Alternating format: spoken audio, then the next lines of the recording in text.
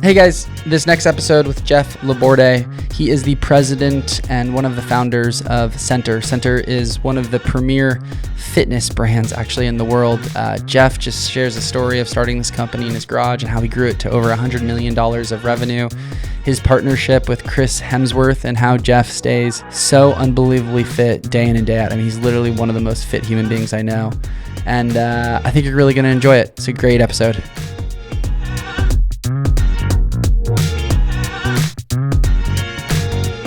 What's up, Jeff? Not much, man. How you doing? Thanks for coming on. You got it. We were just talking about Joe Rogan, and I was just reading. I think his episodes get 10 million downloads, and he's in the process of getting Trump and Kamala to be on his upcoming episodes. That would be fun to watch. Yeah, because I would love to see the two of them.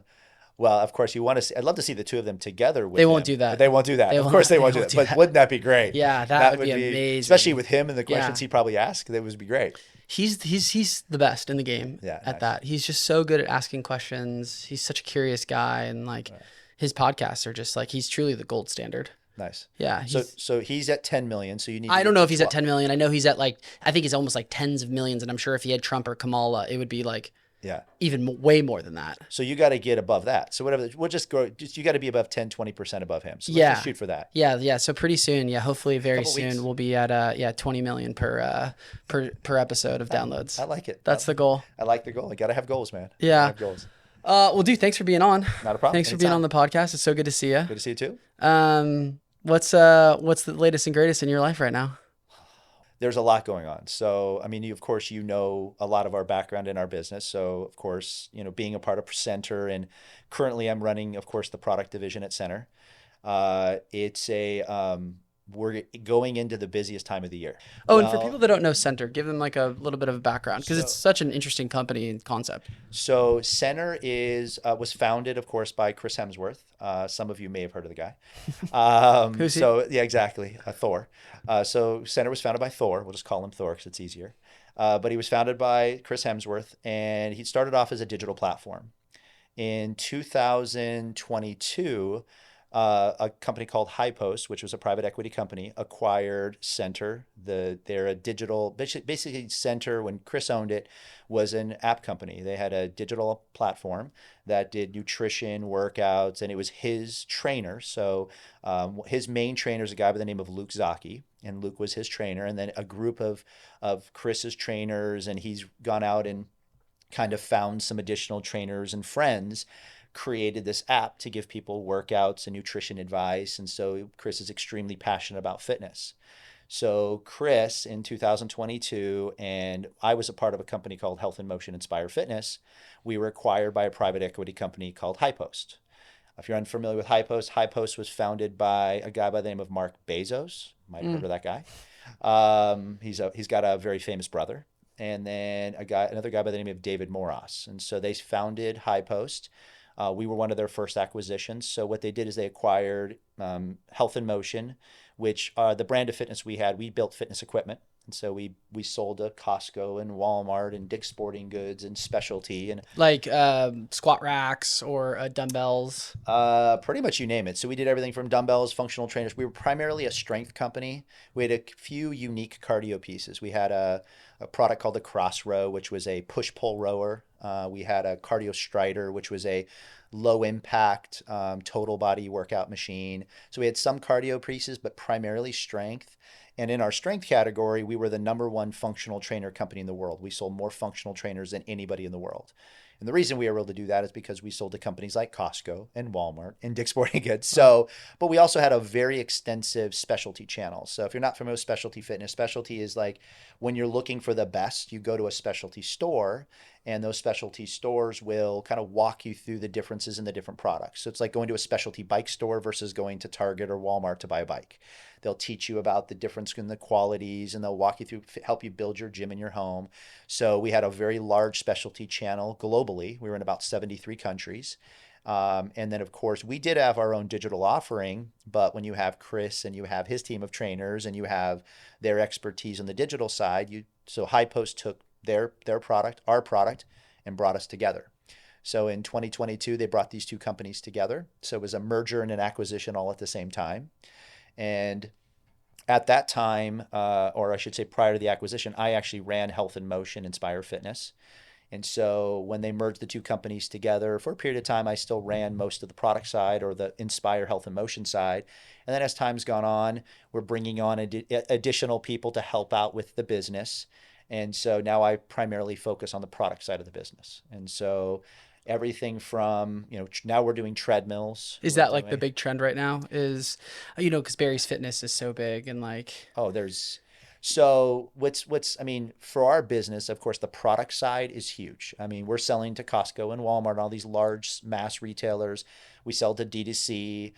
We recently signed on with, if you're unfamiliar with a race event called High Rocks, yeah. where we are now the equipment provider for High Rocks. So we had to develop an entire new product offering for High Rocks, which is a full commercial line of product. Isn't High Rocks like one of the fastest growing fitness concepts in the world? It is. It's Yeah. actually number 2 it's only behind marathons right now. So Oh, High Rocks that's is so that's absolutely. hilarious. You say marathons, given that I just did a marathon You a just few did one. weeks ago. But Exactly. I mean, the marathon I did, it was the biggest marathon I think in the history of marathons. It was Berlin, and there was like close to 60,000 participants, Wow. which is crazy. That's huge. Which is like insane that you get 60,000 people to fly from all over the world to go and do something like that. You sign up and pay to go run 26 miles. Well, High Rocks is catching up. So Yeah. in the UK, this last year they had to do multiple race days and they had 12,000 athletes show up. Yeah. That's their biggest event is in the UK. And it's insane. High Rocks is to me one of those events where it's accessible for almost everyone. Yeah, it's amazing. I did it when they like launched here in the States in 2020, I had signed up to do it, but nice. COVID happened. And so it got pushed out. And so I ended up doing it in 2022, I think it was. And it was one of the cooler fitness / events I've ever been to. Yeah. And it was just starting to like pick up steam. And now it's everywhere. It's blowing up. It's blowing, and they're everywhere. I mean, they're launching in the Middle East now. They're launching this year in China. They're everywhere, and it's so exciting for us because we're their exclusive equipment provider. So currently, we do all of the strength equipment. We do wall balls. We do targets. We're now doing all their rigs. And what is targets? So the rig. So there's wall ball targets where you throw the wall ball. We do all the targets for the rigs. We're doing, of course, all their kettlebells, their bumper plates, their sleds, their ropes. We're about to do their turf. So we're getting into all that. So it's an exciting opportunity for us because, of course, for the product side, for what I'm in now, it helps us develop kind of innovative, cool new products. And we were able to kind of build these products from the ground up. So we've come out with a very unique kettlebell where kettlebell, it's a kettlebell. I mean, how exciting can it be? But we kind of got excited about it because we were able to kind of innovate on a kettlebell where we created some flat spots. So when you flip the kettlebell into different positions, it actually sits on your wrist a little better. Oh, wow. So that's a big deal because I use kettlebells in CrossFit and the way it flips onto your wrist, it almost digs bruises. Yeah, Yep. It digs in and bruises. So that's cool that you guys have come up with a new design that sounds like it's a little bit nicer on the wrist. We did. And we also moved away from things like we went to more of a softer coating too. So a lot of kettlebells are metal. They're hard metal, basically bells. And so when you flip them, they've got a point on them. They're not comfortable on your wrist or your body. So what's with ours, we put a CPU coating around them. So it's a commercial polyurethane. So they're a little bit softer, a little more durable. So when you bang them together, you're not going to chip the paint and have all these issues. And then we put stainless steel handles and we've made these super high quality High Rocks kettlebells. So it's been fun for us because we've been able to kind of come up with some innovative stuff, but then also do it for very what I would call foundational basic products. I mean, weight plates. How unique can a weight plate be? But we've made them interlocking and we've created these really cool visuals so they look completely different. And so we did edge writing. So I'm going to get into some funny detail stuff, but it's just cool stuff. When you talk about equipment, you can tell I'm a little bit passionate about fitness. But anyway, if you look at a normal Olympic weight plate or bumper plate in a health club, you'll look at the plate, and if somebody's doing a squat and you're looking at it head on, you can't see what weight they're lifting. You have to look at it from the side, and you're only going to see the outer plate. Yeah. We actually embedded into the edges of the weight plate, so you can actually see every single weight plate. So if it's a 25 kg plate, you're going to see 25 kg lined up. So if there's 4 of them, you're going to know that guy's got 100 kg on both sides. Wow. So it's so people are seeing these things and dude, that's so cool. And it's all it is something, a small little change, Yeah. but nobody's ever done it before. So we're doing some really cool different things. That's just in High Rocks. And then this year we're launching 17 treadmills. Wow. So we're a little crazy. But what's been great is we've been able to bring in some great, like the nice thing about, the company and Centr is the investment that we're trying to make in new product development. We want to lead the charge in this space. And so we've been investing a tremendous amount of money, not only in current, but in then new products. And treadmills were one. We built from the ground up. We brought in some of the experts in the space, not only on our team, but externally. We brought in consultants to help us make sure we were building some of the best products you could ever find in the treadmill space. How is the treadmills unique that you guys are building? So a couple of things. One is just like our displays. We have what we call dual displays. So a lot of treadmills, you'll get up to them and they'll have a touch screen or they have an LED screen, and that's how you control the treadmill. We actually have two different screens. We have a touch screen or LED, plus we have a lower control board as well. So you'll have dual screens. Now, why? Well, a lot of times you're in a program and you don't want to have to close the program and change the speed or do something else. So if you have like speed incline and you have things available to you to make your changes, you don't have to leave the program or leave your entertainment. Let's say I'm watching Netflix and I don't want to leave Netflix. I want to be able to speed up or slow down. I don't have to minimize the screen and do that. Ours allow you, because of the dual controls, you can actually do that. But one of the other benefits is, let's say the screen breaks, your touch screen breaks, your LED screen breaks. The treadmill still functions because we have another control board. Makes sense. So from a reliability standpoint, it makes it much easier for the consumer because if the treadmill breaks, they don't have to, now the treadmill's basically bricked. You can't use it until somebody can fix it. Ours, you can still use it because you have another set of controls. Yeah. So just a nice thing like that. Plus we've done things with we have a whole new shock absorption system that we've built that makes it's a dual deck system. And then we have shock absorption built in. So it's a softer run. So it doesn't put the load on the knees, hips, and joints. Because that's the issue I had with treadmills in the past, whether I was at Barry's or at Equinox doing their treadmill classes, is they messed with my knees. Oh, it's knees, after a while, I just shins. started feeling my knees were starting to really hurt. So that's good that your Shock treadmills have shock absorbance. Shock absorption. Yeah, Shock absorption. Yeah, tongue twister. Yeah. But yeah, no, we've got it. The shock absorption's huge. And then we also did something with the speed sensor where we call it natural stride. So everybody runs, it's got a certain way they run. And you want your treadmill to adjust to the way you run.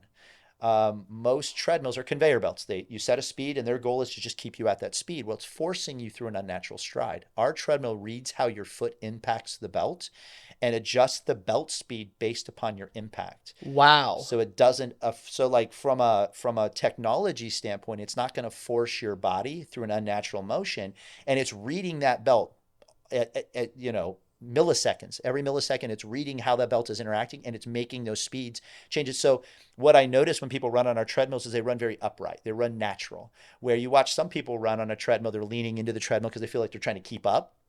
You don't see that with our product. So just from a technology standpoint, we've kind of pushing the bar a little bit. So we're, the dual controls, the natural stride, our cloud cushioning system. So the cushioning system we've incorporated is setting the new standard. And then of course our aesthetics, when you see the treadmills, they're beautiful. We went out and brought in some really high-end industrial design people to help us make these products look, they're minimalistic. So they're just very sleek, clean, very intentional. And everywhere we put buttons and we have wireless charging, and just the feature sets we've put into these products are at another level. So we're super excited, but it's, again, all of that's launching now.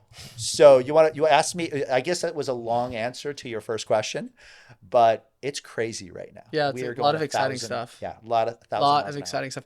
I actually have never heard of a treadmill that has sensors that can tell how far your foot stride is, and so it can adjust the speed. Exactly. That is incredible because some of the, I don't want to say the nearest moments I've had to death, but moments where I was like, I could potentially get really hurt is being on those treadmills and I'm jacking up the speed, trying to sustain that for like a period of time. Yeah.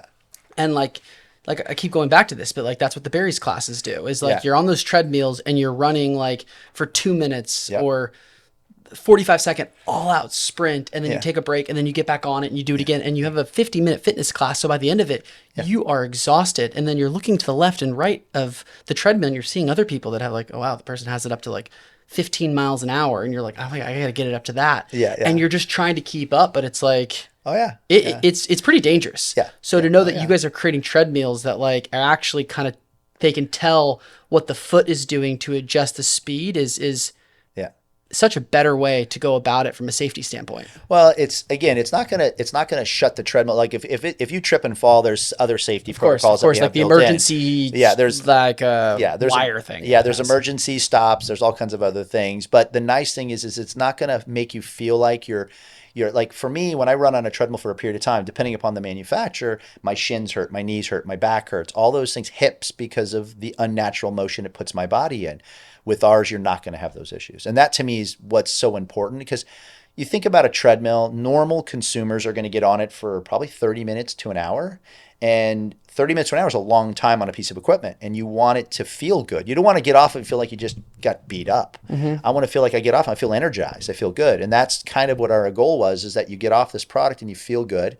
And then if you're running sprints on it, or you're doing some of those other works, you're not going to feel like you're being forced through that unnatural motion. So yeah, we're excited about where we're going with this product, because this is, we're launching into our what I would classify our specialty line to our first vertical piece. And then over the next year or two, we'll be launching a full commercial series as well, which will be going into Barry's and Equinox and some of the higher end facilities. So we've got relationships with a lot of those different facilities, and our goal is to be one of those brands that you see everywhere. Yeah, which is honestly super smart when I think about it, because you said the two biggest fitness concepts is marathons, and you're creating this treadmill. Yeah. And then you guys are the fitness sponsor, equipment sponsor of High Rocks. Exactly. So you guys are kind of touching like the fastest growing fitness concepts in the world. That's the goal. And then we're doing things like, and one other cool thing. So one of those 17 treadmills we're building is a new non-motorized treadmill for High Rocks.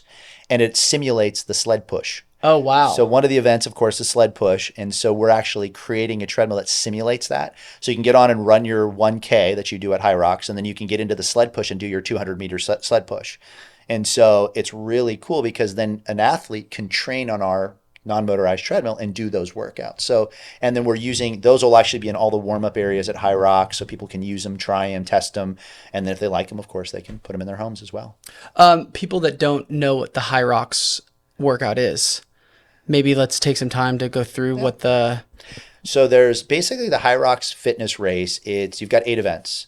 You've got everything from, it starts off with a ski erg, which is always fun. It's a more of a cardio. So actually you do a 1K run, then you do an event. And the first event, of course, is a ski erg.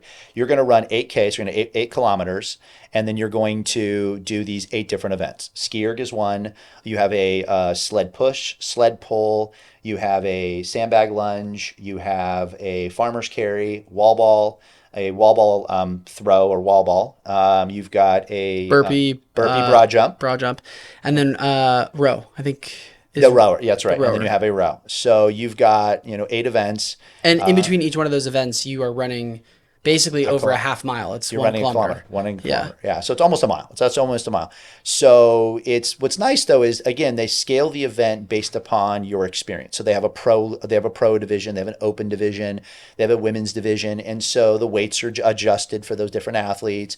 The way the way they buffer the resistance on the rower, or I should say buffer the wind, I guess. It's not even the resistance, it's the wind, is different for the women than it is for the men. So they kind of cater the race to the athlete, so that they feel like they can actually get through the workout, get through the race. And then of course it's great because it's great for team building. You'll see there's ways you can actually do the race. You can do it individually, you can do it as a 2-person team, you can do it as a 4-person co-ed team, or you can do it as so there's a wide range of actually ways to do it. So it's just a great event. It's just a lot of fun. Why do you think people are leaning into these types of events, whether they're marathons or like High Rocks activities? I think it's a great motivator to get yourself in shape. Like I'll use my brother as an example, because he's a great one to look at. He turned 40 this year, and he was trying to figure out a way to get in shape, and he wanted something to motivate him to get into shape. And so he started picking events. He did a Spartan, he's done a High Rocks, he's doing all these things. And his goal was like, I have to train for these events and it's going to help me to get into shape. So they become a motivator. And then what happens is you get into these events and then you find out it's a community and everybody is so supportive. Like the one thing that I love about going to a High Rocks event is that you walk into these events and everybody's cheering for each other. And everybody, it's such a, all these people are extremely passionate about getting healthy and being a part of the event, that it draws in this massive community and everybody's so supportive. And that's what fitness is about. It's not like, I think for a lot of people, they look at it as they dread it. I got to get up and do my workout for the day. That's not what fitness is about. Fitness is about is I look at fitness as it's a way to do the things I enjoy doing in the rest of my life. And that's where High Rocks is, because it's something you can enjoy doing. It's fun because you're with your friends, you're with your family, and you're doing this event.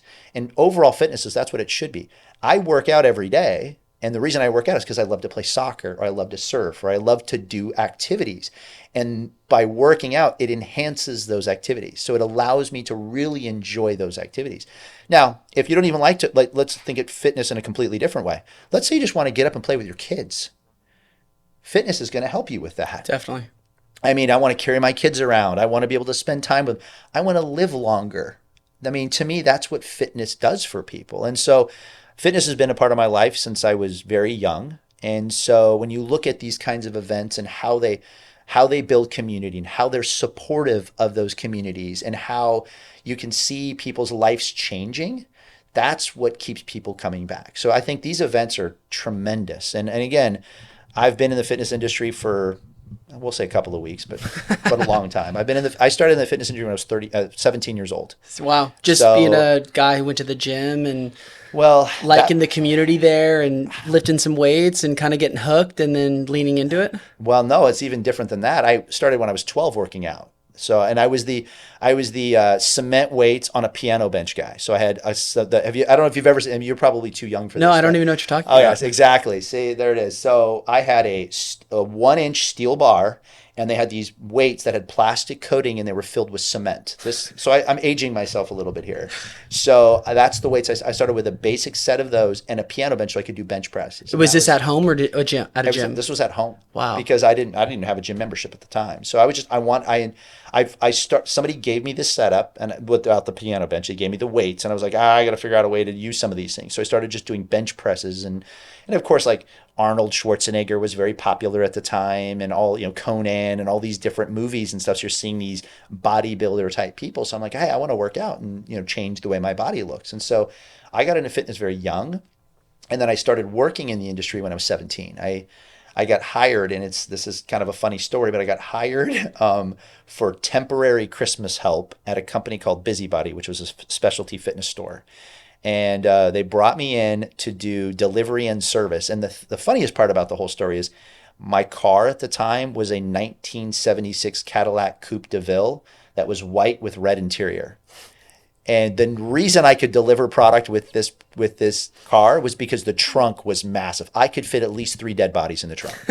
So it was massive. So I could I would drive up to someone's house and I'd have a treadmill in the trunk, and they'd see it hanging out the back, and they're like, yeah, I'm here to deliver your treadmill. And but I'm 17 years old. I don't, it's like, that was the car I had. So I started out in the industry doing that, and then I started to get out on the sales floor and start to talk to customers and start to talk to people that were wanting to get healthy, and fell in love with it. And the reason is, and I can remember to this day, was the first person that came back to me was a woman. She was a teacher, and she actually purchased a treadmill from me, and she came back because she had lost 30 pounds, and she just wanted to thank me. Wow. And I was like, wow. Of course, you're selling stuff to make money. You're not thinking about how it's affecting people's lives. And I'm like, well, wait a second. So you bought this equipment from me. It's working great for you. You're now seeing results, and you thanked me for doing it. I'm like, I made money doing that. I mean, that was like I was like, but wait a second. This is actually a good thing. And so that's what hooked me, was that one person, because I was like, wow, if I can put equipment in people's home and they use it and they start to live a better life and they start to feel like, she was so appreciative. She's like, I lost 30 pounds. I can do this now. I feel better. I sleep better. Everything in her life changed because she lost weight. Was that the catalyst when you look back on your life, was that the catalyst of like being like, I'm going to go 100% into the fitness industry, specifically equipment? It's funny. It wasn't. It wasn't what made. Now I at that point I wanted to help people, so I discovered at that moment that I wanted to do something that could help people. And my first goal. So I was in college at the time. I was in high school at 17, and then as time went on, I stayed working at Busybody, and I was like, well, I want to stay in this industry somehow. And so I started looking to become a chiropractor, to be honest with you. And I started going down that path, and I had some. I actually had a gentleman that allowed me to kind of do kind of a I don't want to say a mentorship, but it wasn't. I just basically worked in his facility, a chiropractor place, for a couple of weeks, and this guy was nice enough to do that for me because I sold him some equipment. He's like, "Hey, come in, you can see how I interact with customers, learn about the business." So the piece of advice he gave me after a couple of weeks was, "Don't become a chiropractor." And I went, "Well, why?" And he goes, "Drive around and see how many are on every street corner. It's the hardest business to get into." And I'm like, "Oh, great." So at that moment, and I was already enjoying the fitness space. And so I was already seeing success. I was already enjoying the customer. So that was probably the time I went, okay, this is something I can see myself being a bigger part of.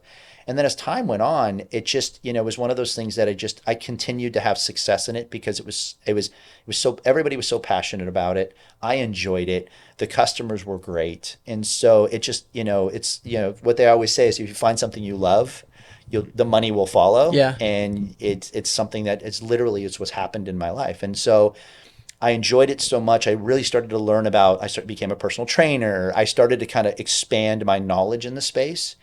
And that allowed me to tap into customers in a different way and help them now on their fitness journey, not just sell them equipment, but then help them with nutrition, help them with the workouts, and really get involved in their lives.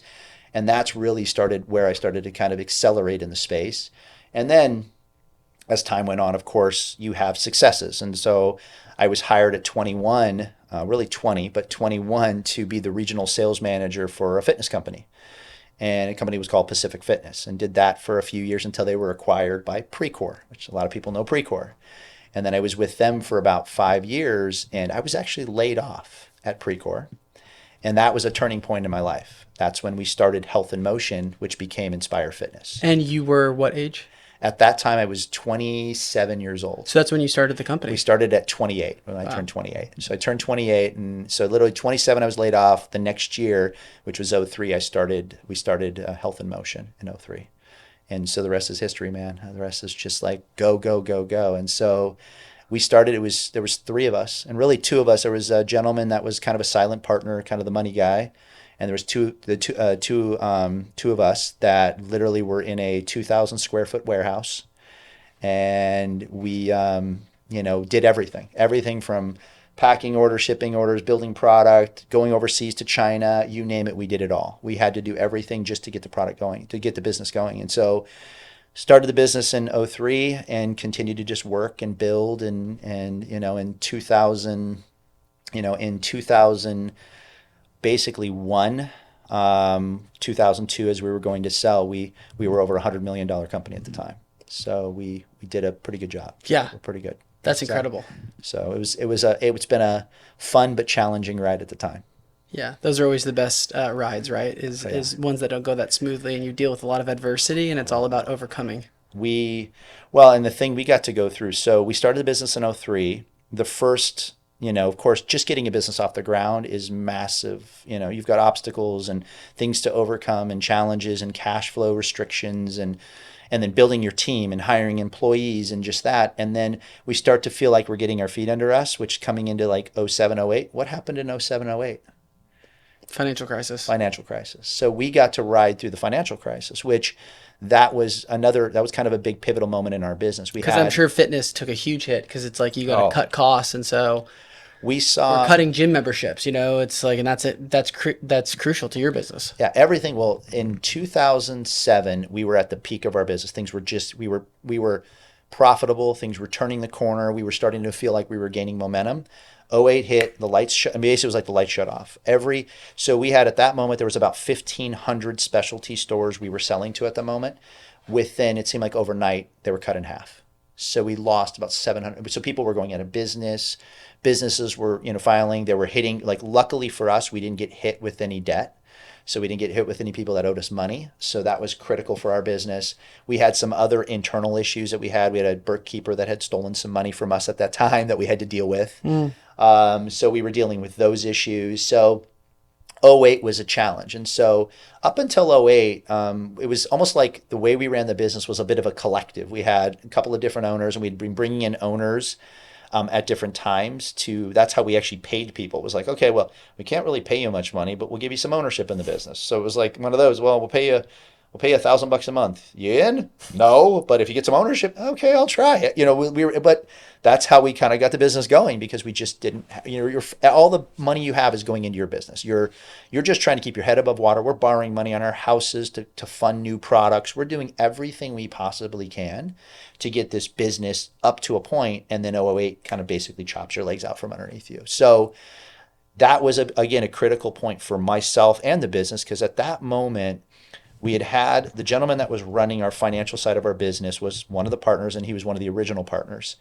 He, at that moment, was like, I don't want to do finance anymore. It's not my expertise. I'm done. So he stepped down out of the financial role. I was running sales and marketing. We had another owner that was based in Atlanta. We had the silent partner who had actually run companies before but didn't want to get engaged in the business side of the business. And then we had an engineer owner, and we had 2 engineer owners. That's a lot of cooks in the kitchen. We had 6 owners, a lot of people. And so at that time, when he took the step back, it was like, okay, what are we doing now? Like, what are we going to do? Who's going to run the business? And so that's when I kind of stepped into the president role, and I started running the Health and Motion business. And so we kind of there was some movement of tasks, and so we moved some tasks around, and I kind of stepped up and kind of took over. And then it was no longer cooks in the kitchen. It was my final decision, and this is the pathway we're going to go. So from about '09 on, we accelerated. It was kind of because you get caught up, and when you have too many cooks in the kitchen, it's hard to really have a direction, because you get too many people pulling you in different directions. And so when we finally made that pivot in '08 to me running the business, we took off. And over the years, that's when we dipped in. That's when we started going international. We took on in 2017. We built a studio where we started producing our own content for fitness, and we built an app. We actually had an original app that we started in 2012, which we were one of the first companies to have a fitness app. Yeah, it's like unheard of back then. Back in those days, yeah. We just had little GIFs showing people how to work out. I mean, it was literally on our equipment. Were you the one that was in the videos? No, actually, I might have been in some of them. Yes, I was probably in some of them. Showing people how to bench press? Everything. You name it. We literally would give them 6 different workouts per piece of equipment. So at least they had something to get familiar with their equipment. They were investing a couple $1,000s in a piece of equipment. So you wanted to give them something.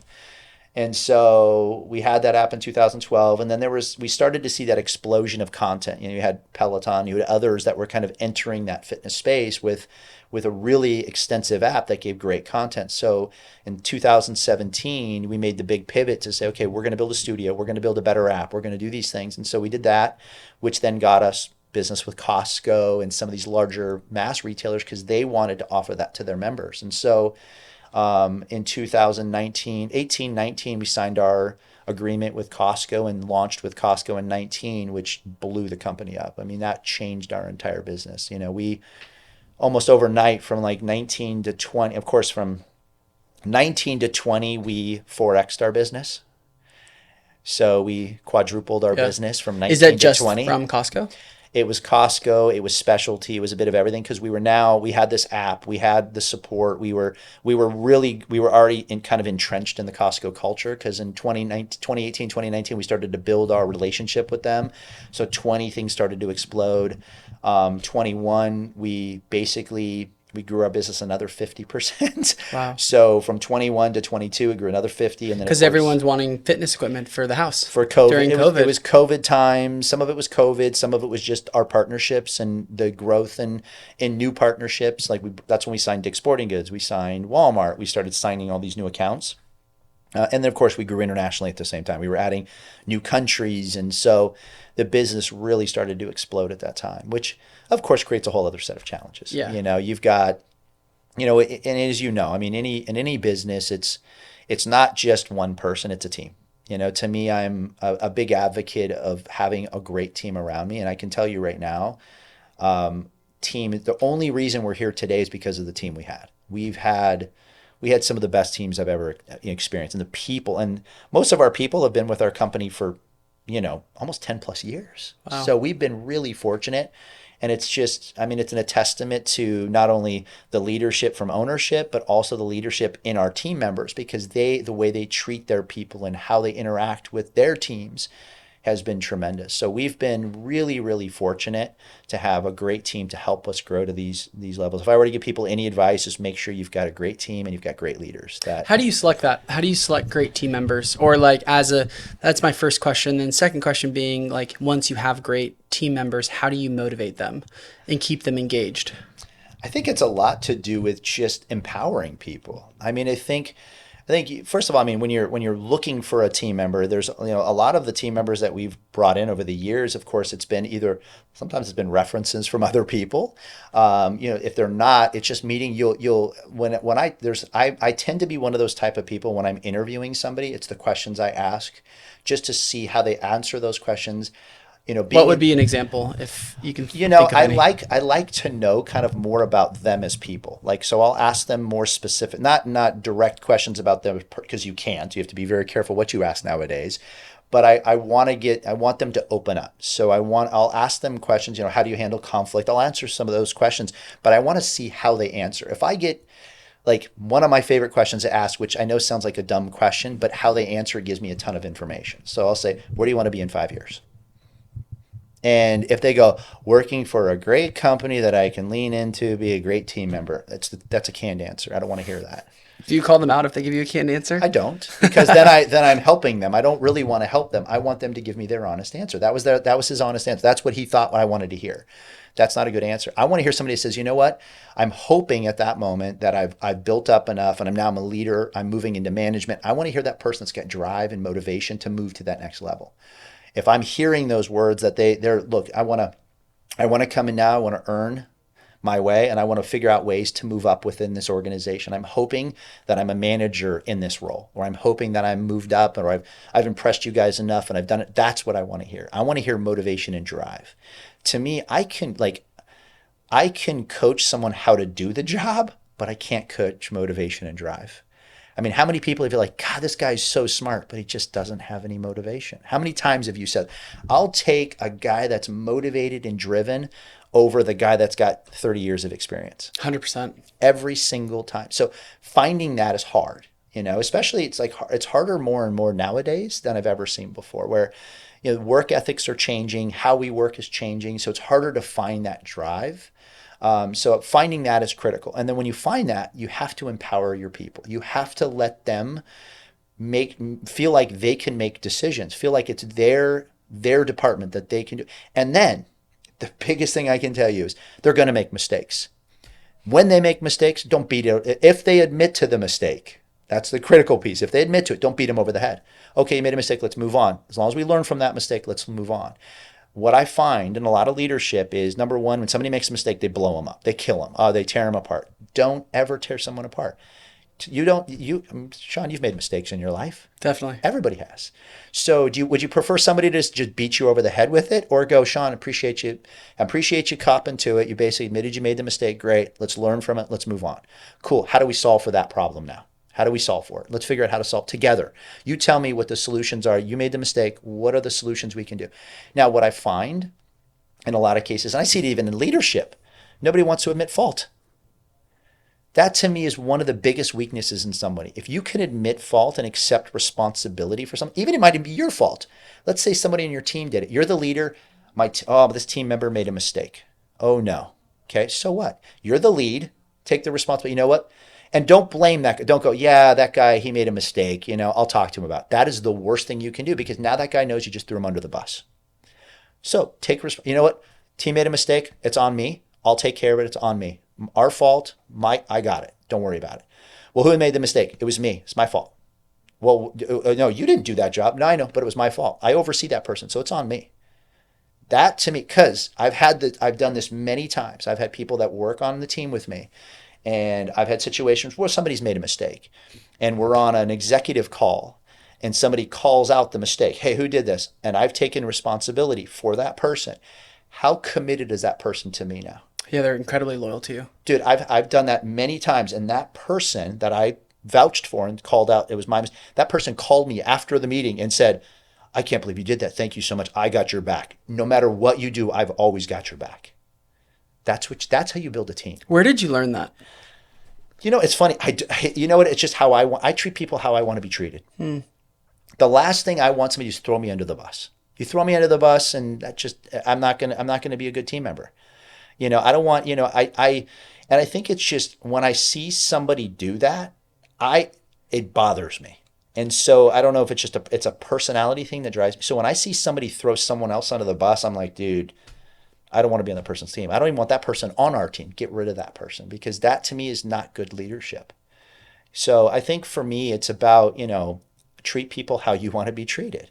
I don't, look, there's hierarchies in business. You've got, there's somebody that has to take responsibility, but you don't need to rub it in someone's face. So I'm your boss. You need to, no, don't, we're a team.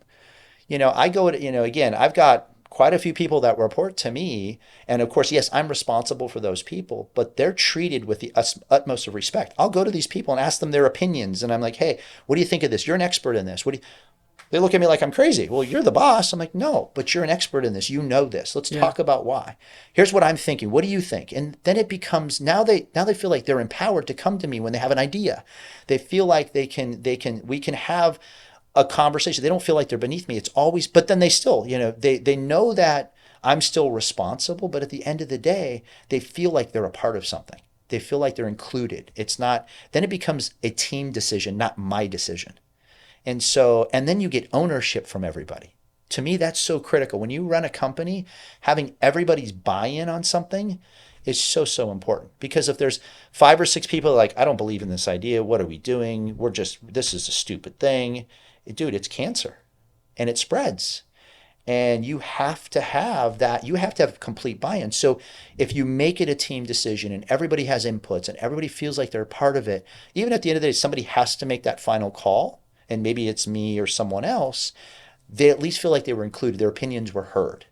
But if you start throwing people under the bus or you blame them for mistakes and you do all these things, all you're doing is you're tearing apart your team. And then it becomes, trust me, I've seen it and it's crazy. To watch how the conflict it creates, how energy drops, how people stop working hard. It's unbelievable to me to watch personalities change when you have bad leadership.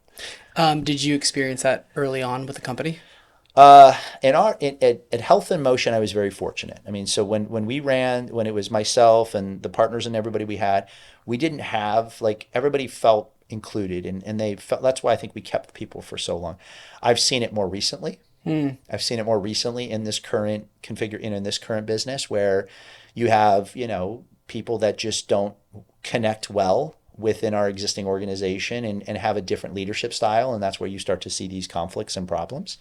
And I've seen it at prior companies I've worked for, where I worked for. And so and I dealt with someone that was that way. And it was, I think the reason, so when I was laid off at Precor, it wasn't anything I did. I sat down with my exit interview and I said, well, what did I do wrong? And he said, oh, no, nothing. Everybody loves you. You're a great rep. I'm like, okay, well, I've never missed a goal. I'm generating the most revenue. I'm doing all these things you're asking me to do. So why are you choosing me? Oh, well, you don't have seniority. I was terminated for seniority, but all the other reps that were in that space were missing goals. We're not hitting their numbers. We're not doing the things that needed to be done. So fast forward 6 months after I was terminated, that guy was terminated as well because he let go one of his top performers, and everybody felt like after the fact, which I now talked to that gentleman that actually he worked for. He was the former president of Precor.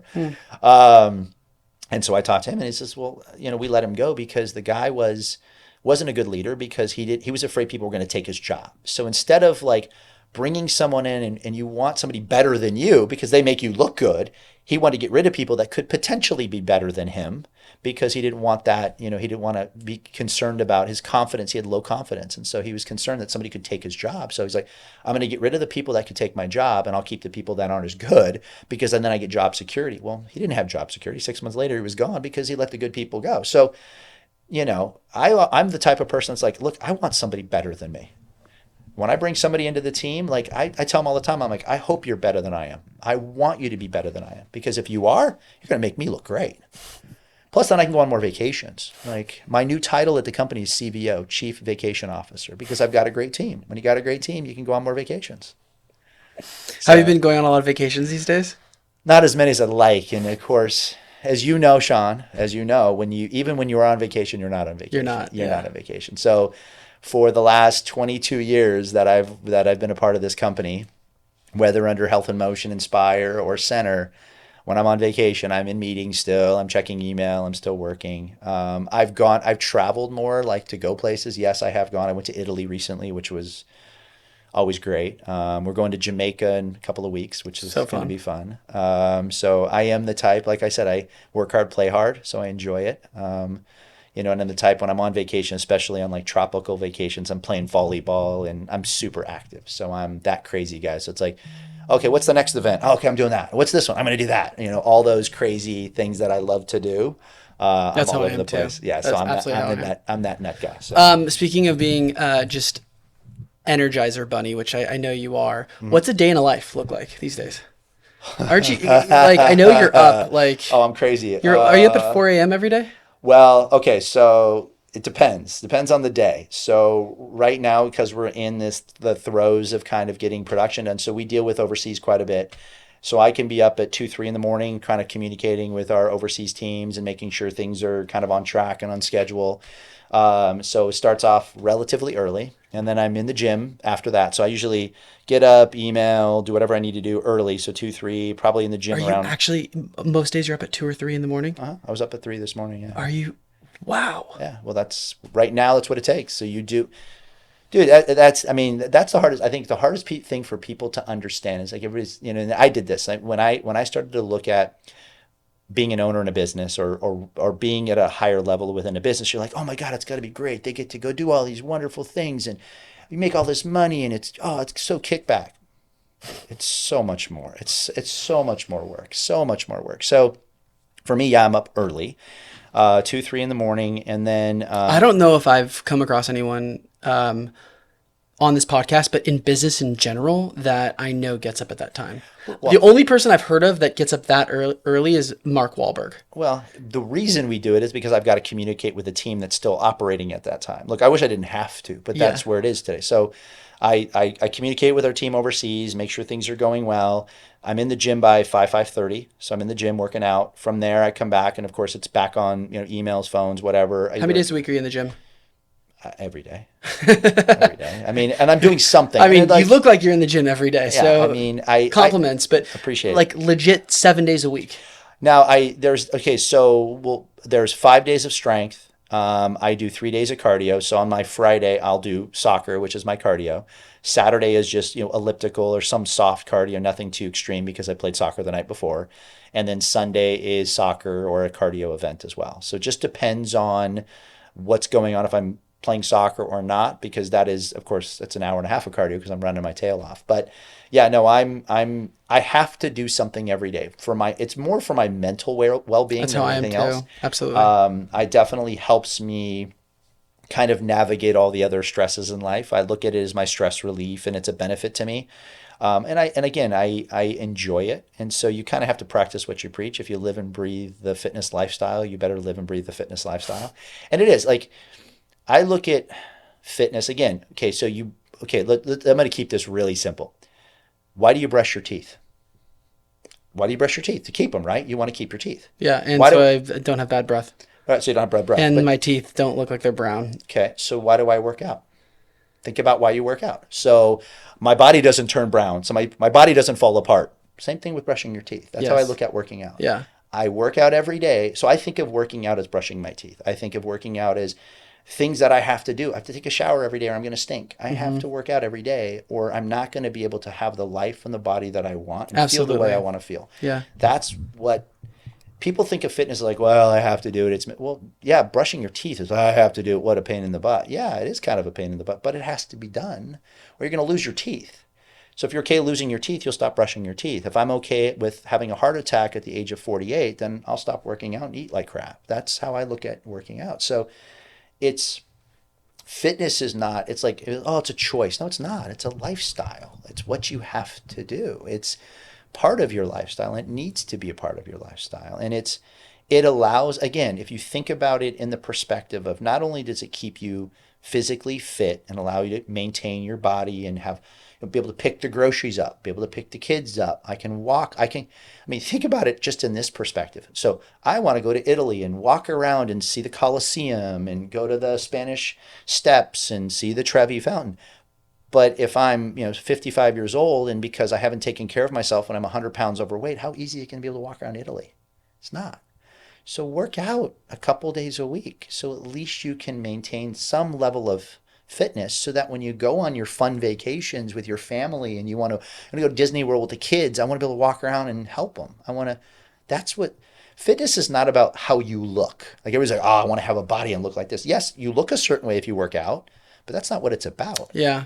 Well, when you start doing fitness, you think that's what it's about. And then you start getting into it and you realize, oh yeah, there's the physical side, but I'm actually more addicted personally to the mental side. Without a doubt. I'm a better version of myself Yeah. when I'm consistently going to the gym. Without a doubt. You sleep And better. the other thing people don't understand is like when they think of fitness, right? They just think of going to the gym and lifting. Yeah. But there's so many different things that yeah. you can do, whether it's running a marathon, it's going to go play soccer, going to play volleyball, Yeah. pickleball, lifting weights, CrossFit. Like there are so many things. And so like if you haven't necessarily found the thing that you like in regards to fitness, like keep trying new things. Yeah. And the other thing too, you said, and I think this is why High Rocks has been so popular, is getting so popular, is find a community. Oh, without a doubt. And it takes a few weeks. The first few times you go, you won't find a community. But then the next time you go to that gym, you go to that workout class, start saying hello to people and be consistent with going to that class because those same people are coming every day, and then you'll start creating friends. And it's just like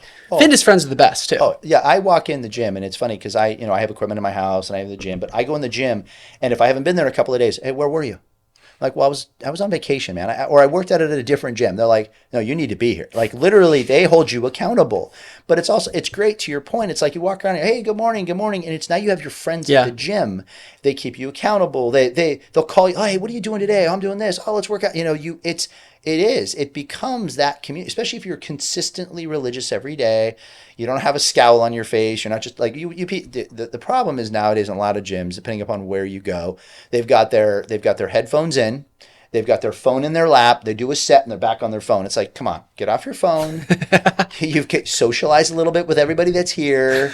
You get to know a few people. It'll be a better workout if you do. By the way, I sometimes am like that. I have to admit, I'm not always like that because I do CrossFit and I'm training for High Rocks. And so you can't really have headphones in or your phone. Yeah. But there are times when I'm just like in my own world and I'm like getting sets in, but in between sets, I'm like, emails or text messages or it's bad. You can't be doing that. You can't be doing that at the gym. Like I don't even bring my phone in the gym. So do you use headphones? I wear a watch. I wear a Galaxy watch. I wear because I'm an Android guy, not an Apple guy. So I have a Galaxy watch that I wear, and all I do is play Spotify music. And if somebody's talking to me, of course I mute the song. And so I don't. There's no work distraction when I'm in the gym because it would be if I'm in the gym. Look, you can take 45 minutes to an hour out of your day and work out and not have all these other distractions in your life. You should get that in your life. I don't think that many people are that important where they have to be on their phone while they're in the gym. You're totally right. It's good for the brain too, just to disconnect. We're so addicted to the dopamine of the phone. And so having like a workout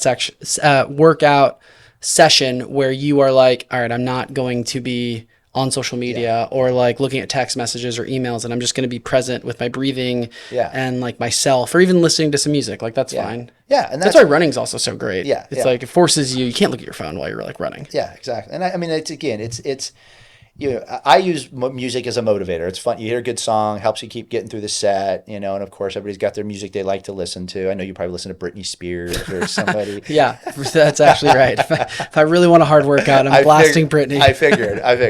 But no, I mean, you got it, but it keeps you motivated, keeps you going. Who are you listening to? Oh, I listen to all kinds of stuff. Are you rap or rock or? I tend to be more rock, so it's like it could be everything from like Metallica to Pearl Jam. So Pearl Jam's a little softer, Nirvana. So I'm again a little bit older, so I listen to a little any bit of the new stuff.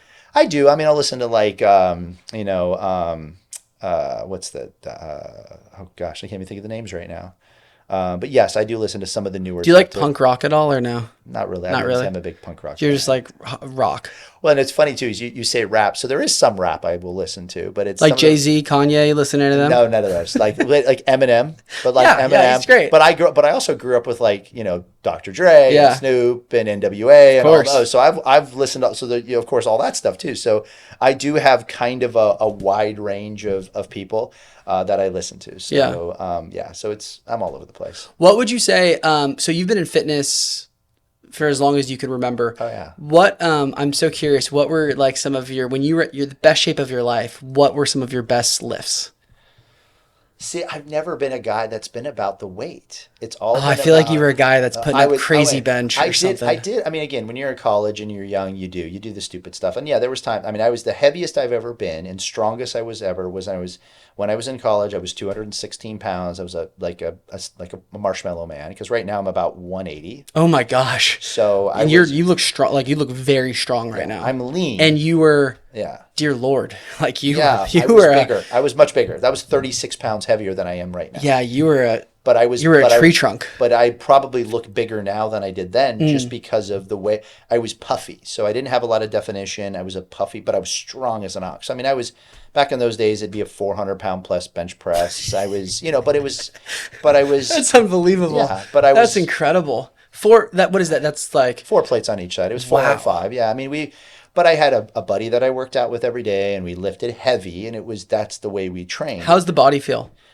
The body's good. Like from getting to a bench press of 400 pounds, they say that kind of throws out the shoulders and blah, blah, blah, the elbows. But are you still doing bench press? Still do bench every day? Yeah. Well, not every day, but I do bench when I do work chest days. So I'll do barbell, I'll do dumbbell. I change. My workouts are different every time I train just because I always like to shock the body. But I've always taken care of my joints. When I've done a lift like that, I'm not doing it out of control. Like, I know you and I talked prior to this, podcast about CrossFit. Like You're not a fan. I'm not a fan. I'm not a fan. And part of look, I'm a fan of it's a great community. I completely agree with the community aspect of CrossFit. I agree with the intensity of the workout of CrossFit. I think that all has value. Where I don't is the movements they have you do. When you're doing Olympic lifts for speed and time, or you're doing power, what I would call a power movement for speed or time, you're putting your body in bad positions in a lot of cases. I talk to people, I'm a CrossFit instructor and I teach people to start with a squat with a piece of wood or a broomstick, and then I move them into levels up, and then we teach them. Yeah, but once they're under the stress of moving fast, hey, you got 30 seconds, do as many as you can. That's when they make a mistake. It's not when you're teaching them in a structured form. That's perfect. That's Olympic lifting. That's what you want to do. But when you're trying to do it for speed and time, that's when all form goes out the window. And so, there's philosophies about, you're not pushing yourself if your form doesn't get out of movement a little bit. That's fine, but don't be doing it for speed and time. That's when you start to hurt yourself. Like the goal is it's longevity in workouts. I don't want to blow out a shoulder so now I can never bench again. Yeah. I don't want to blow out a knee because I've squatted too much weight and threw my knee out, or did it too fast, or did something wrong. So now I look at different ways to train to get the same results. Volume training is tremendous, where heavy volume. So time under tension. I don't know if you've ever heard of time under tension. Time under tension is one of the best ways to train. So Definitely. Just how long you're working out for. So get on, do a bench press for a minute. Do bench presses for a minute at how much weight are you going to do? Not a lot. You probably have maybe a 10 on each side and a barbell. So you're doing 65 pounds? Try to do it for a minute, see what happens. You will be fried. Next day, you'll be sore than you've ever been because you've never done it before. So change up your workout. Do 100 reps. Do time under tension. There's so many different ways to train now that now people are educating themselves and going, well, there's not only one way. There's a million ways to get the results you want. And variety is probably one of the most important things in training. It has to be. You can't just be doing the same thing every day. But to go back to CrossFit, so I was training for the marathon, so I kind of stopped doing CrossFit for a few months to get ready for that. But I'm a big fan of CrossFit. But I look at it from a different lens. I look at it, if you go in there and you are trying to be a hero and you let your ego basically decide what you're going to do, yes, that is a recipe for disaster. I've found that with CrossFit, it's the best workouts and where I'm at right now, specifically for longevity, is whatever I can do, I'm going to do probably 30% less than that. Okay. And the workouts that I'm drawn to are actually more of the high rocks style workouts. Okay. Like for example, yesterday at the CrossFit gym, the workout consisted of 10 different sets of 500-meter rows with a minute break in between each one of those. Okay, yeah. So that's like, that's the fine. volume workout. Yeah, Yeah, and by the way, before that, it was, you had to do, the lift itself was squats, where it was 5 sets of squats at a certain percentage of what your max is, Right. with 2 minutes in between each one of the sets. Okay. For like 3 to 5 reps. And that's fine. That's type of stuff. And that's fine as long as you're not timing that person to do it. You're like, okay, hey, you got to hurry up. You got to get up. You got to do that. You got to do that within this period of time. That's fine. So if you're doing a set, you rest for 2 minutes. You do a set, you rest. Yeah. Fine. But if they're telling you have to do it within a period of time, Yeah. and that's where that's where things were getting out of control. And that's where I agree too. And then when you're doing like snatches and you're doing cleans and deadlifts and it's like heavy and you're doing as many reps as you can within a certain period of time. They call it the AMRAP workouts, but like that's where I find that people actually get really hurt. Oh, yeah. I mean, I told you this earlier, but it's the same thing. It's like, this is where I've talked to orthopedic surgeons, and I'm fortunate enough, because I'm in the fitness space, you get a lot of connections with a wide range of different people.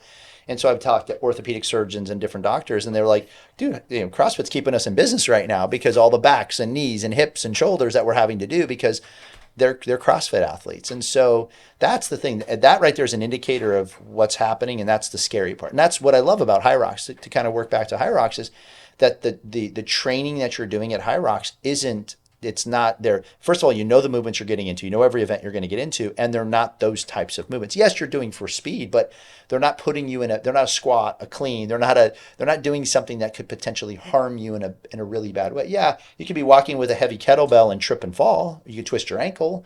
Your legs could get tired. Yeah, you could potentially hurt yourself, but it's set the freaking kettlebells down. It's not like you got a bar on your back. Definitely. That's what's nice. So. Definitely. What's your nutrition like?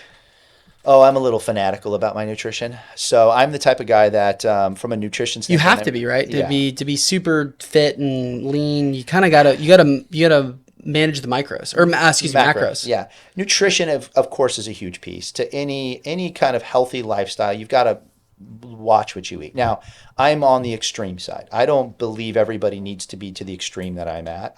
Because I want to look and feel a certain way, and I'm training for certain things that I want to be able to do. So I'm trying to manage weight and keep strong in these things. Now, the average person, and I think this is where people get caught up. I think you have to figure out what works for you. Everybody is different, like how they look at their macros, what type of macros. Like I can eat certain carbs and I'm going to get puffy. There's certain carbs I'm going to eat that aren't going to make me puffy. What makes you puffy? So like rice.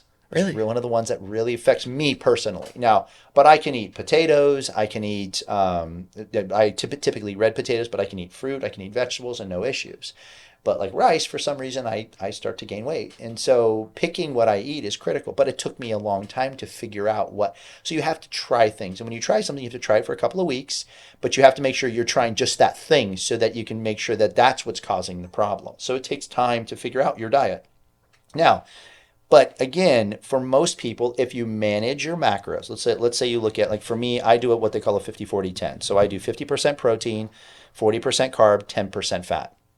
Now, that's pretty extreme. And I look at my calories at anywhere from about 22 to 2,400. That's what you shoot for calorie-wise? That's what I'm shooting for. And I weigh my food. I'm extreme. You don't have to be that extreme. How many grams of protein are you doing a day? It just, again, if I'm at like, I'm at about 220, 230 grams of protein in that range, depending upon what I'm eating that day. If it's, some days I do red meat, some days I do chicken, some days I do different types of proteins. Are you intermittent fasting at all or no? I do, but not intentionally. So I stop eating before 6, and then I don't usually eat until usually 7 or 8. So I'm getting about 13, 14 hours. But that's not an intentional fast. Like I would eat earlier. I don't like to eat later. I tend to stop eating after, because when you start eating late, again, food sitting in your stomach's harder to sleep because you're digesting food. So I tend to try to cut my eating. I stop eating earlier because I go to bed relatively early because I'm up so early. What time are you in bed? I'm in bed at about 8, probably asleep by 8:39. So I'm in bed pretty early. But yeah, I mean, for me, again, and I think for the average person, as they look at nutrition, it's about, you got to look at it Most of the food you eat should be for fuel. You shouldn't be eating because it tastes good. Everybody wants to eat because it tastes good. Now, food that tastes good, yes, you should eat that, and it should be a reward for you. If you want to have pizza, great. Don't do it 7 times a week. If you want to have a hamburger, great. Do it once. Don't do it every day. Pick a day you're going to cheat. Pick it, so eat good and then reward yourself at the end of the week. So, okay, so hey, Monday through Friday, ate great. Saturday, I'm going to have pizza and ice cream. I do that.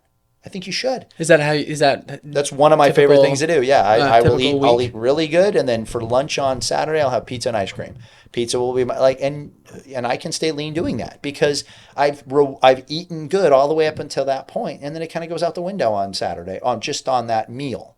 So I'll eat the same breakfast I normally do, and then I'll have pizza and ice cream for lunch, and then I'll go back to eating clean for dinner. And so but it's a reward. It's not like where a lot of people's like, I'm going to just go through McDonald's drive-through. I'm going to go to Del Taco. I'm going to go, and that's where you get into trouble. And then people don't realize all the things they're eating and how many calories, like sauces. Like people don't realize, oh my gosh, like all I had was a little bit of barbecue sauce. Did you look at what's in barbecue sauce?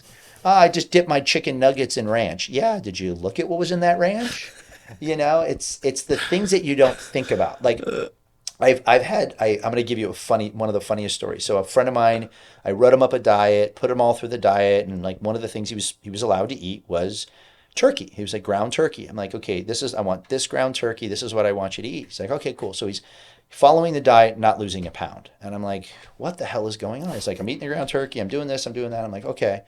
I'm like, so and he told me what he was eating every day. And I'm like, man, everything's on par. And I'm like, what is going on? And he's like, well, I go, so you're eating ground turkey. I'm like, well, how are you cooking the ground turkey? He's like, well, so I put it in a big pan. I start cooking it up. I put some bacon fat in it. I'm like, I go, well, wait a second. You're putting bacon fat in? He goes, yeah, it doesn't taste good otherwise. I'm like, are you kidding me?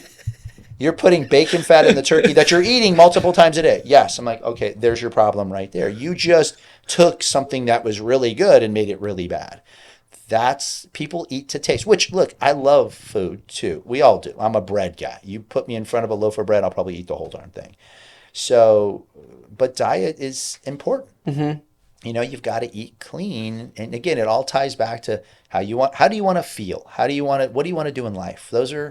It's choice. Like life is choices, man. Yeah, definitely. I mean, it's not like, you chose a path, and mm-hmm. I guarantee it was not an easy choice. Some of the things that you've had to do, and I guarantee you've had challenges throughout your life. But the choices brought you to a point where you had to make another choice, and that's a choice. Food is a choice. Choose to eat clean, and you'll feel better. Yeah. And it's not hard. People, it's so hard to eat that way. Really? No, it's not. Just preparation, understanding what you can do. If you need people to help you, there's a ton of people that'll help you. You can even nowadays, they've made it so convenient. Go to a meal service company and have them prepare it for you. Definitely. And then just heat them up. Yeah, I remember when I was in college, and that was really when I had this aha moment. And I grew up like eating healthy. My mom has always been like super healthy, but I remember watching this documentary, and it was like one of the quotes is "Let thy food be thy medicine." Oh, and it's like some like famous Greek guy that said it or whatever. Yeah. But they started showing like the difference between, I don't know if it was like Super Size Me, but it was along those lines of like people that like you have a decision to make. It's either eat this or eat this, and this is going to kill you, and this is going to be fuel and make you feel amazing. And so I was an athlete in college, and I started being like, okay, I'm going to start making better food choices. And then I saw by making better food choices, my performance started being much better when it came to like my energy and how I felt. And then right around that time, one of my dearest friends, his mom dealt with some really serious health issues. Mm-hmm. And like it was touch and go for a quick moment. And she started working with a nutritionist that basically had her eating just consuming bone broth. Wow. That was all she could eat. And then they started working in other healthy foods. And I saw her just completely change just by what she was eating. Yeah. Like she was able to like function again, because at one point she was not able to function. And like she was in a really bad health, she was in a really bad place in regards to her health. And I saw how her food decisions started to change her life. And then through her, I started realizing that like a lot of the stuff we buy over the counter is awful for you. Oh, yeah. Like when you go to like fast food, or when you go to like a lot of these restaurants, they're cooking with crap, like just such shitty oils, and like you don't know it, but like well, it's cheap. They gotta do it cheap. It's the only way to do it. And the other thing too is that like there's so many ingredients that they allow us to put in our food in the U.S., but they're not allowed in Europe or these other places. Oh, it's funny. Like I said, I was in Italy recently, and we were getting fruit every morning. We're having melon, and so my girlfriend's not a huge fan of like fruits and melons. She's like, I'm not a melon fan. She likes other fruits, but melon's just not one. I'm like, well, try this, and she's like, wow, it's so good. I'm like, well, it's farm to table. We don't, here in the U.S., the fruit comes in, whether it's imported or it's just even trucked, it's not fully ripened. So by the time it gets to you, it's still, it's not ripened on the vine. It's not where they're pulling it literally off the vine within a probably a few hours, maybe even the same day. You're now cutting into that melon eating. It is a completely different experience than what we have here. And so I agree. I mean, it's food is so interesting to me because throughout my life, I've of course eaten really good and really bad. At different times. I mean, when I was 216, I was a Del Taco guy. I was like, oh, I'm gonna get some quesadillas and burgers, but what I would notice, I was always inflamed. And then as I started to travel, one of the things that I noticed, which was really interesting to me, is when I was eating poorly, I'd get off a plane and I was swollen. Like my feet hurt, my knees hurt, my ankles hurt. And I'm like, oh, maybe it was my workout, or maybe I didn't know what it was. But then as I started to eat cleaner and I started to figure out better ways to eat, the inflammation went away. I was like, my gosh, my body feels better. Why is that? It's food.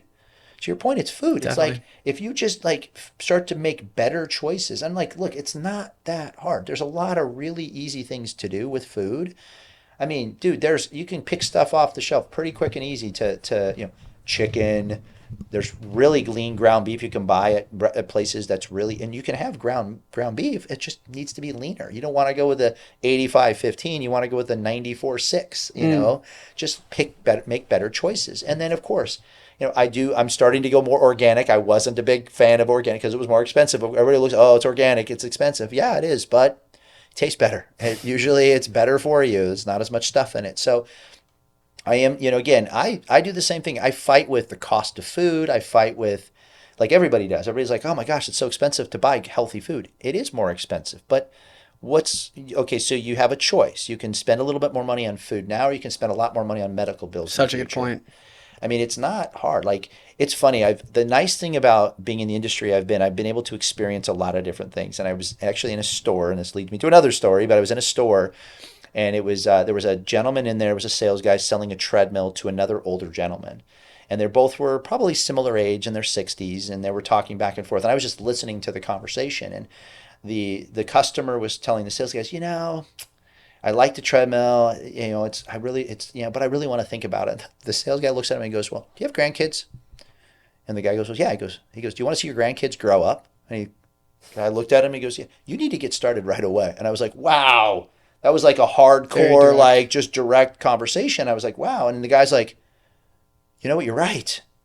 And it's like, that's what people don't understand is health is something we need. It's like I had an economics class, and it was funny to me that the first thing that this professor did in this economics class was he walked in and he said, everything in life is a want, not a need. And of course, what does everybody say? Oh, you need air to live. No, you want to live, so you need air.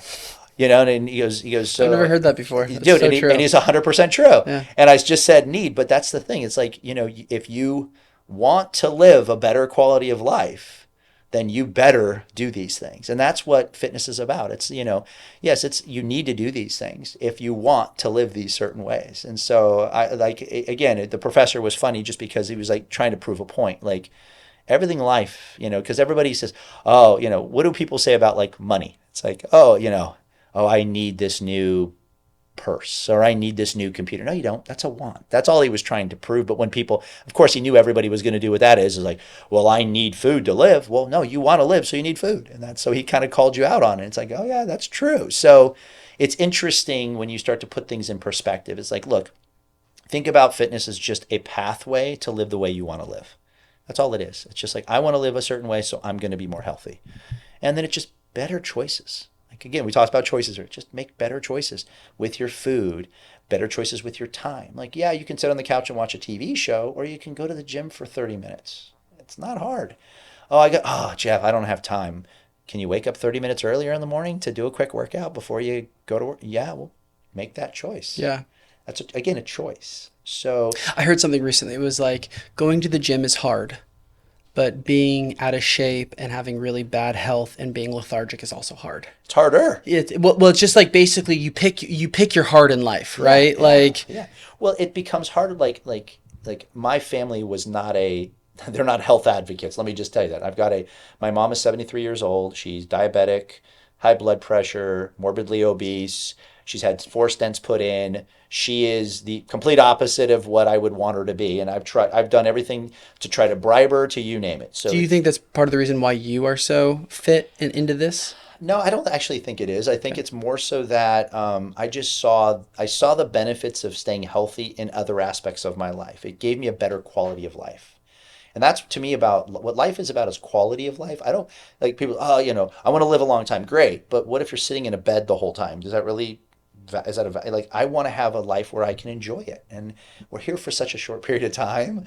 So why not make the most of the lives that we have? And Definitely. so with my mom, so when I see her, of course, it's really hard for me to see her because I'm like, Mom, I'm trying to do everything in my power to motivate her to do things. But she's made choices in her life. And so she sneaks, can't, like even now, she's a diabetic. And so, I had dinner with her the other night and trying to get her to eat healthy at dinner. And then she takes a muffin home. I'm like, Mom, uh-oh. And then 2 days later, she's like, oh, I've been eating so good. I'm like, did you eat the muffin? Oh, yeah. Well, you shouldn't have eaten the muffin. I mean, but that's the thing. It's a choice. And so now she's diabetic and she's having other issues. So it's like, I see that. I experienced it in my own life with my mother, with my father. My father, and the reason I brought up 48 earlier is my dad at 48 had a quadruple bypass. Diet, health, all these things didn't work out, didn't take care of himself. So when you see these things, I've seen all these things firsthand. And so when I talk to people about, hey, staying healthy, it's like, yes, I live a certain life and I do these things, but it's because my family's been affected by not taking care of themselves. Yeah. So I know it firsthand. I've seen it. I understand. And I know it's not easy. And I know it's hard because I've had both my parents tell me how hard it is. And I know how hard it is because I do it every day. So, it's hard to get started.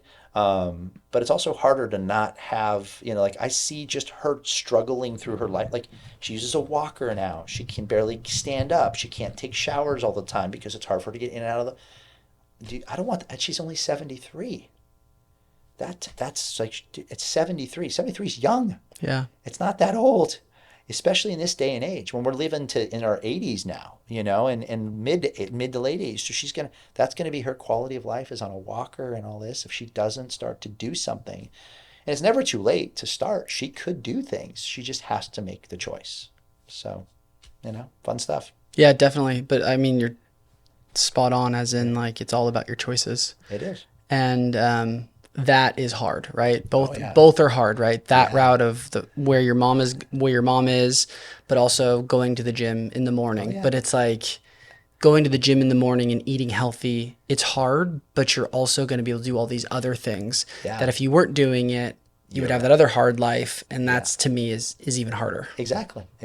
And again, like I said, I mean, I want to enjoy this life, man. I want to have fun. I want to experience all the things. I mean, I'm going to be 50 this year, which I shouldn't have said it, but I'm going to be 50 this year. And it's so hard to say 50, but it is. I'm going to be 50 this year. And I'm going to go in January. I'm playing in 2 soccer tournaments in Vegas. I mean, but that's how it is, man. I want to, and I'm running around with different days, depending on the league I'm playing in on Sunday. I might be running around with 21-year-old kids, and I can keep up with them still at 50. So I mean, it's incredible. That's what taking care of yourself can do for you. Yeah. What would you say for someone, or like just even for myself, you're like, hey, here's my pillars of health. Like, this is what you should be doing.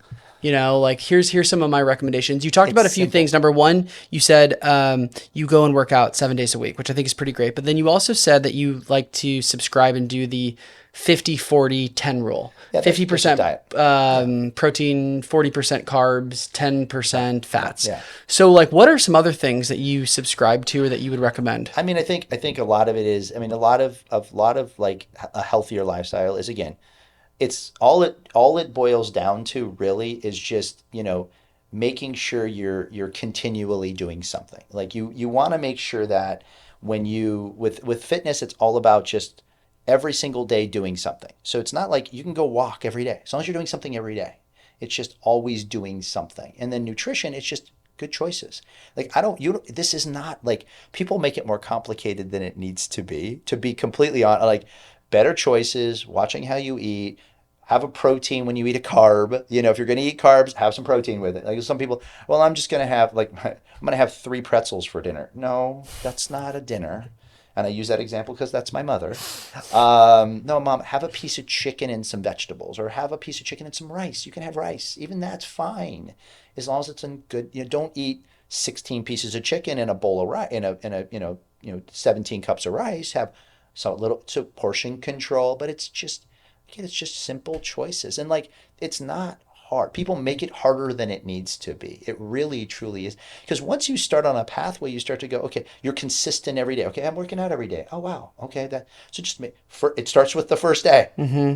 And then what does it take? They say 6 months to create a habit. It's probably less than that, but I think it's less than that. It's less than that. But I look at it as like, if you're because I know people that they've made it 3 months and they're still not a habit. So do 6 months. And I think it is better to me, because it's like, if it's every day, it's like brushing your teeth, and just do something. It's like, okay, today's Friday. Today I don't work out at the gym, so I'm going to go walk. I walk around the block 3 times, and I walk my dog, and I do this and I do that. And then back on Saturday, I go to the gym. And just pick times to do the things. So it's consistency, and it's good choices. Yeah. It's like, it's really not that hard. Like, people, I think people, that's where excuses come from, is where it's harder. Oh my gosh, it's so hard. It's not. It's just simple choices. It's not. Again, look, I've been a part of a company, both running it completely, and then now a bigger portion of a company where we have more employees. And I make time every day. I can make time. I've got a girlfriend. I've got people that depend on me to do things all the time. I get up early. I could make that. You know what? I didn't get a lot of sleep last night. I could do that any day of the week. Anybody could do that. But don't make just brush your teeth. Get up and work out. So just make good choices. It becomes a lifestyle. Like, for you, working out is a part of your lifestyle. It's actually part of like what makes you, right? It's completely a part of your brand. But I would also say that, like, if you just start, the first day is always the hardest, right? And then the second day, and the third day, and the fourth day, and then all of a sudden you start creating momentum for yourself. Exactly. And then you start getting addicted to it. And then it's like, all of a sudden you're like, man, like, I'm starting to like I feel like some muscle in my arms, and I'm starting to these pants aren't like, they're a little bit loose on me. Oh yeah. And then that like creates even more momentum. And so it's just like about just trying to be consistent, and it happens. It really, really happens. But it takes, I don't know if it takes 6 months, but like, for me, I start seeing, it's weeks. It truly is weeks. It is weeks. You actually, if you stick with something within like, probably, I'd say like 2 to 3 weeks, there's little things that you notice. Notice right away. And then about like 6 weeks, you actually are starting to be like, I'm noticing like definition in like areas. I always like to say 6 months, because there's a plateau phase. Like, you look at things like, probably at about 3 months you hit a plateau. Most people hit a plateau at about 3 months. And then to get over that plateau, it takes about a month or so. And then all of a sudden they get over the plateau, and then they start to see progress again. And then that's where it's like, so I look at it as like, it does take longer. But to your point, you're 100% right. I mean, you should start to see results almost immediately. You work out your first day, like, oh my gosh, I'm exhausted. You sleep better. Wow, I slept better last night. I wonder why. Oh, maybe because I worked out. Yeah, that's actually funny that you bring that up, because anyone that can't sleep, I always ask them, did you work out today? Like, did you work out yesterday? And it's always like, no. And I'm like, you need to go to a workout. You need to exert yourself. Like, whether it's surfing, it's outdoors. Like, you need vitamin D. Outside is great. I'm like, you will sleep better if you start exerting yourself more. So I mean, and that's the thing. You'll start to see. And the funniest thing that I love to see, like, my girlfriend's a great example. When I first met her, she wasn't really a workout person. Didn't like. And of course, the typical thought process of any woman is, I don't want to lift weights because I don't want to get all big and muscly. And again, like, that happens overnight. Like, everybody thinks they're going to lift one weight and all of a sudden going to look like Arnold. I'm like, that's never going to happen. Don't worry about it. But now the funniest thing is that she's been working out consistently, and now it's like she's getting a little tricep, and she's got a little definition. She's like, oh, my arms look great. And to me, it's the confidence it builds in people. Definitely. When you start to see, when they see their bodies change, and they start to feel like she can pick something up she never could pick up before, or she's, oh my gosh, I'm doing weights I never could do before. And the confidence and the happiness is unbelievable. It's so fun to watch. And to me, that's what keeps me going, is just the other people. Like, I love watching how fitness and health changes people's lives. Definitely. Just from dude, think about somebody that has, like, if you notice somebody, when you walk up to somebody, you notice the change in their body, like, oh wow, have you been working out? They light up, don't they? They're immediately smile. Oh yeah, it's funny. Hey, thanks for noticing. Yeah, I've been doing da da da da. Because they worked for it. Because they've It been wasn't working just hard. given to them. They had to earn that. Right. So that to me is what's one of the most and that's what like you should almost strive for a little bit. It's like, look, I don't work out for other people. I work out for myself. But there is something satisfying to know that when somebody comments on your health, it's like, yeah, I put in a lot of work to be healthy. And I think it's great to watch, and it builds, like working out builds confidence. It builds, you sleep better. I mean, there's so many benefits to just a little bit of exercise every day. I don't think there's any negatives. I Like, I'm trying to I sit don't here know and think to myself, like, yeah. it's literally the miracle drug. Yeah, It's like, but so why not? Why isn't everybody doing it? Yeah. That's how I look at it. True. Why isn't it? So true. It's not hard. So anyway, changing gears on you, is there any books, podcasts, business leaders that you really like, admire, respect? I really don't have anything at top of mind that I would say. I think I've just picked up things through the years, and I think it's a lot of just people that the thing about me, and I think what's been helpful is I've worked with some really good people. And I would say it's not necessarily other outside of my space, but just I tend to be one of those people where I'm always learning. I love to watch other people. I love to watch how people, like, one of my favorite things to do is sit back and like kind of sit back, and if somebody's leading a meeting, or I watch how that person speaks and how people interact with that person, what their body language looks like. I love reading people. So for me, I think it's been just being around a lot of great leaders and learning from them and listening. I always feel like every day you're always learning something new. I'm never going to be the type of person to say, oh, I know it all. Oh yeah, you don't have to, you can't teach me anything. No, you're always learning. And if you think you know it all, then you have a problem. That's how I'm at a point now where it's hard for me to be around those types of people. Yeah. I want to be around curious people that are constantly learning and growing, because it's like the people that aren't interested in that, it's just, to your weightlifting comment earlier, you plateau. Yeah. You just kind of... Yeah. And then they're stuck in it. And it's funny, those people, like I've looked, some of those people I've known for I've seen people that are that way, that are know-it-alls, and I've looked at their lives and their careers and what they've been able to accomplish. And normally they're stuck in one position. Yeah. They haven't moved up. They've stayed there. Which they're probably still nice people. Like, they're probably great. They're great people. And I have, I have people that I'm like, I consider friends that are kind of those people, but it's just, you, I don't know. It's, like attracts like.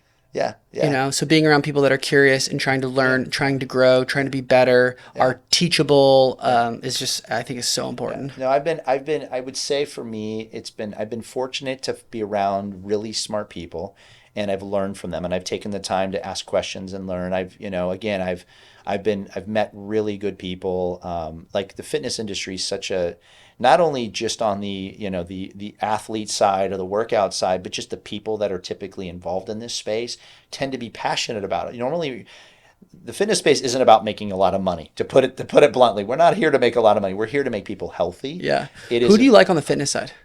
Is there anyone that you really like, admire, respect, or? I tend to like. There's a lot of people, and the why I would say that is because a lot of the people, like, especially like on the specialty side of our industry, a lot of them are owner operators. These guys are like guys that either worked at a store or were fitness guys, and they were so passionate about fitness in this space that they started their own company to sell fitness equipment to other people. Mm-hmm. And so a lot of them are all self-made. And that, to me, that's one of the things I really, when I see somebody that's a self-made person, where they literally they came from they didn't have a silver spoon in their mouth, they've worked their tail off, because we see a lot. I have a lot in common with that person. I came from a very poor family, and we've had to, and again, to know, because they know what it takes to build a business, and it's not easy, and the risks you take. So those are the types of people I really respect and admire, because I know if they've come from a startup and they've started their own business and they built a business and had a successful business, that's not easy to do. I mean, what do they say? 1 in 10 businesses fail. Yeah. I mean, it's something, and they fail fairly quick. If you make it past 5 years, you're probably going to be okay. But nowadays, it doesn't even seem to be the case anymore. And it's harder and harder. I mean, it's not like there's so many things now running a business that's challenging, whether it's social media and somebody tearing you down because they just don't like you, and that could tear down your business. I mean, making a mistake on a social platform. You see businesses where they take a stand in a certain way, and that tears down their business. And that's the stuff, just making a simple mistake with either how you side in a particular event can ruin your business, is remarkable to me. And Which, knowing by the how way, that's a hard- new thing. It is a new where thing. you like have to take a stance on everything that's happening in the world. But you, I mean, again, I take a fitness stance. That's what I take Yeah. a stance on. I'm like, I'm here to make people healthy. I mean, Yeah. my life is simple. Like, I'm here to make people healthy. That's what I focus on. My goal is I want people to have good equipment that they can enjoy, that they can get healthy on, and live a better quality of life. Yeah, your firm doesn't need to tell people who they should be voting for. And I don't believe in that. Like, it's not that we are about making people healthy. And that's really, everybody needs to stay in their lane. Like, I totally agree, I look Jeff. I look at all these companies out in the space and different industries, and I'm like, why are you taking that stance? You're here to, like I said, we're here to build a great quality piece of fitness. I'll do my homework on fitness. I'll make sure I know all my competitors. I'm going to make sure I'm building you the best product at the best price.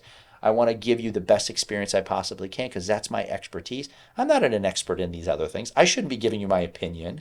I need to focus on what I'm good at. And that's where I think most people need to live. And I think we'll be in a lot better way if people did that now. I mean, and that to me, those are all like business challenges. I mean, you think about when I worked in specialty stores, we didn't have the internet. Now these guys are dealing and contending with online people that don't have the overhead like brick and mortar has. So like I look at a brick and mortar specialty store where you walk into a store and you get an experience. When you walk in, you're going to have somebody that's educated, taking you through equipment and teaching you what you should buy, versus a guy that just puts up some videos on that same piece of equipment, and because he's 10% less because he's online, you're going to buy it from him. That's hard. So these business owners I know that have these stores and do these things, I commend them for sticking it out and going through this. And now they're trying to support their businesses through online, and they're trying to figure out, because the business climate continues to change.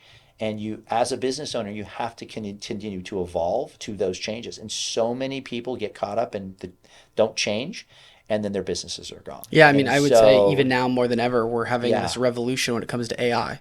It's like the industrial revolution of like the mid to late 1800s, right? Like early 1900s. We're going through that right now, but with technology, specifically AI. And so if you aren't looking into those things, you're not adapting within your business, like that's going to affect you. Oh, for sure. And I think that's that. I mean, there's so many things, but there's so many things that have changed. I mean, think about, okay, that's AI is now.